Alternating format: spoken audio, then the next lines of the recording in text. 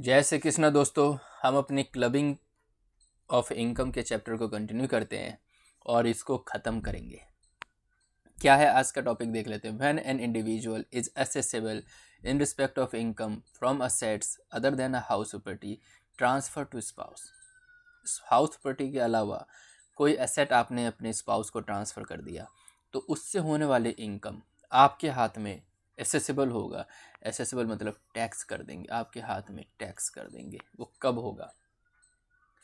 This section is applicable if the following condition are satisfy. क्या क्या condition satisfy करनी है? First, the tax payer is an individual. Tax payer individual होना चाहिए। He or she has transferred an asset other than house property to his her or spouse directly or direct. Directly transfer किया या indirectly transfer किया? भाई transfer कर दिया तुमने। The asset is transferred otherwise by of adequate consideration otherwise then for adequate consideration और in connection with an agreement to live apart. मतलब adequate consideration पे ट्रांसफ़र कर दिया। भाई 50 लाख की चीज़ थी, 50 लाख पे बेच दिया, 50 लाख पे ट्रांसफ़र कर दिया। और या फिर दोनों अब अलग अलग रहने का फ़ैसला कर चुके हैं, डाइवोर्स हो चुका है और दोनों अलग अलग रहने का फ़ैसला कोर्ट से आ चुका है और उसकी वजह से वो प्रॉपर्टी अपनी वाइफ को या स्पाउस को देना पड़ रहा है, तो फिर नहीं करेंगे। ठीक है ना? तो अदरवाइज लिखा है। भाई 50 लाख की चीज़ 50 लाख में ट्रांसफ़र कर दिया तो फिर कहाँ पे ट्रांसफ़र मानोगे इसको? फिर क्यों क्लब करने की ज़रूरत है? क्लब करने की ज़रूरत तब है जब भाई 50 लाख की चीज़ है 2 लाख में ट्रांसफ़र कर दिया। ठीक है। अब जब रहना ही नहीं है साथ तो प्रॉपर्टी दे रहे हो तो ये भी केस कंसिडर नहीं होगा। द असेट में be held by transfer he. Asset कौन हेल्ड कर रहा है? Transfer he. Spouse in the same form in a different form. भैया वो चाहे सेम फॉर्म, आपने किसी को 50 लाख रुपए दे दिए, अब वो वाइफ जो या स्पाउस है वो सेम टाइम सेम तरीके से रखे या फिर कहीं लगा दे, किसी भी फॉर्म में रखे, ट्रांसफ़र माना जाएगा। If the aforesaid conditions are satisfied, then any income from such asset shall be deemed to be the income of the taxpayer who has transferred the asset। तो किसी भी फॉर्म का इनकम है, किसी भी फॉर्म में रखे, उस एसेट से होने वाले इनकम ट्रांसफरर के हाथ में टैक्स किया जाएगा। Example, X has transfer debenture of IDBI to his wife. X अपनी वाइफ को ट्रांसफ़र कर रहा है IDBI के डिबेंचर्स विदाउट एडिक्वेट कंसिडरेशन। अगर एडिक्वेट कंसिडरेशन होता तो कंसिडर नहीं करते।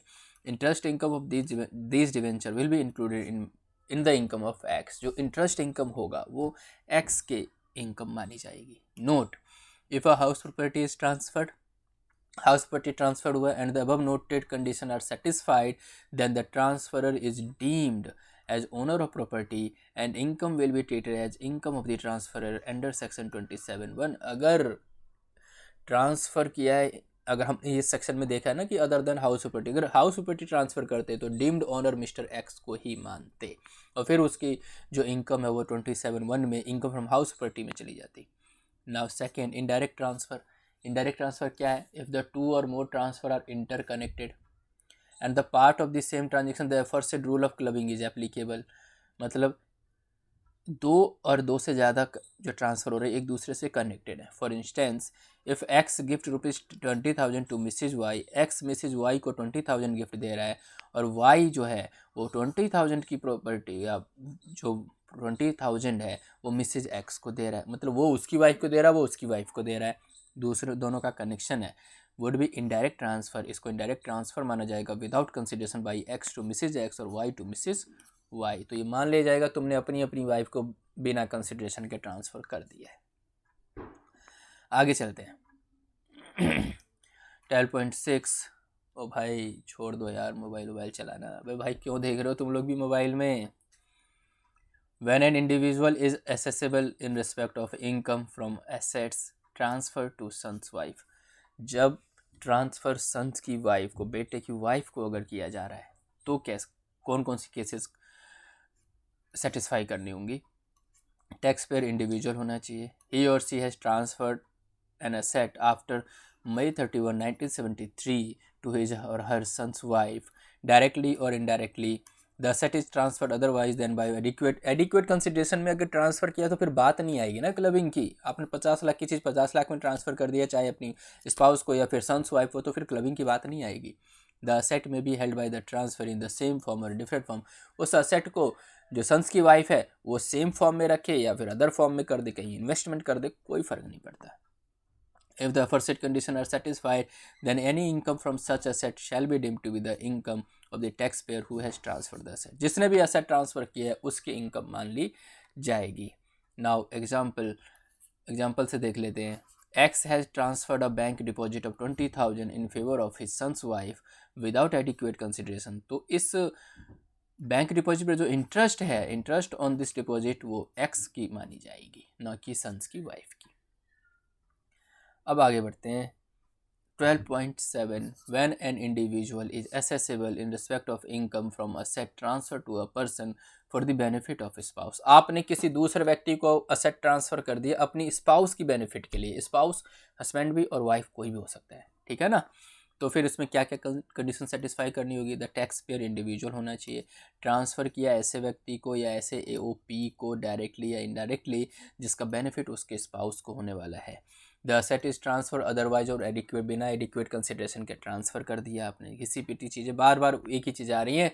If the aforesaid condition are satisfied then in income from such asset to the extent of such benefit shall be deemed to be the income of the tax payer who has transfer. तो जो इसने transfer किया उसकी income मान ली जाएगी. Example, X transfer government bonds without consideration to an association of person AOP subject to the condition that the interest income from these bonds will be utilized for the benefit of Mrs. X.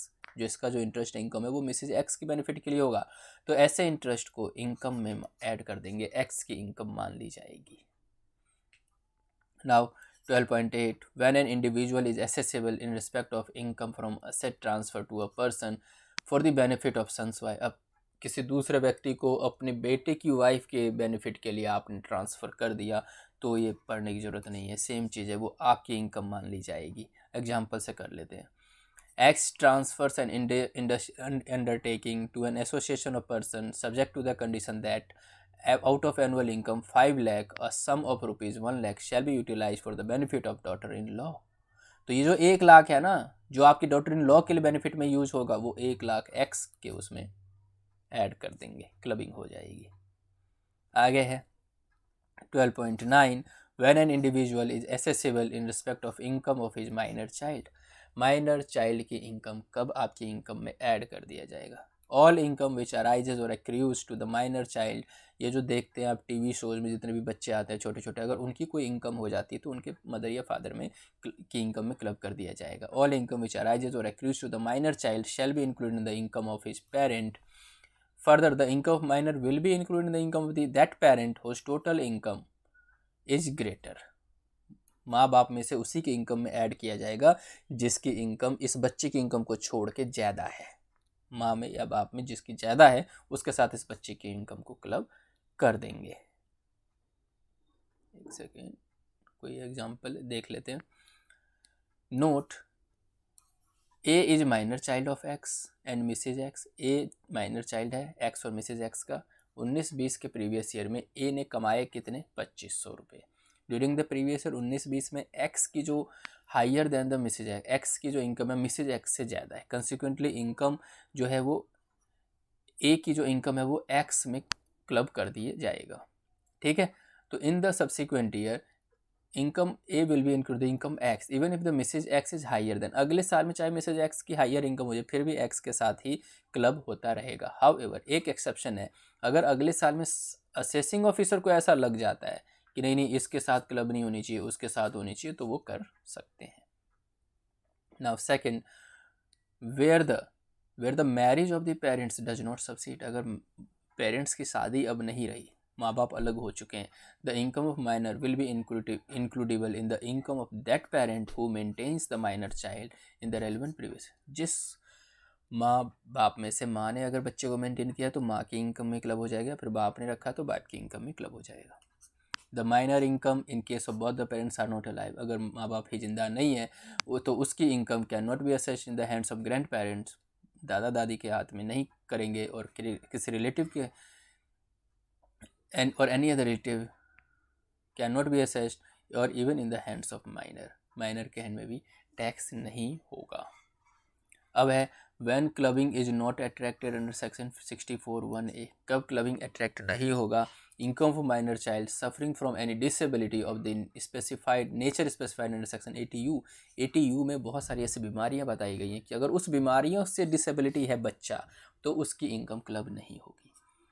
Income of minor child on account of manual work, minor child ने कोई manual work किया है उसके लिए अगर उसको पैसा मिल रहा है तो क्लब नहीं होगा। Income of minor child on account of any activity involving application of his skill talent specialise knowledge और एक्सपीरियंस, और स्पेशलाइज नॉलेज और एक्सपीरियंस से अगर कोई इनकम हुई है तो माइनर चाइल्ड की क्लब नहीं होगी। अब बताओ क्या इस स्किल टैलेंट और स्पेशलाइज नॉलेज जो ये पार्टिसिपेट करते हैं वो लोग तो अपनी स्किल से करते हैं, टैलेंट से करते हैं, स्पेशलाइज नॉलेज से करते हैं, तो ऐसी इनकम क्लब नहीं होगी। In case the income of an individual include the income of his or her minor child in terms of section 64A, such individuals shall be entitled to exemption of 1500। मतलब जब बच्चे की income club हो तो 1500 का deduction है। कितने का है?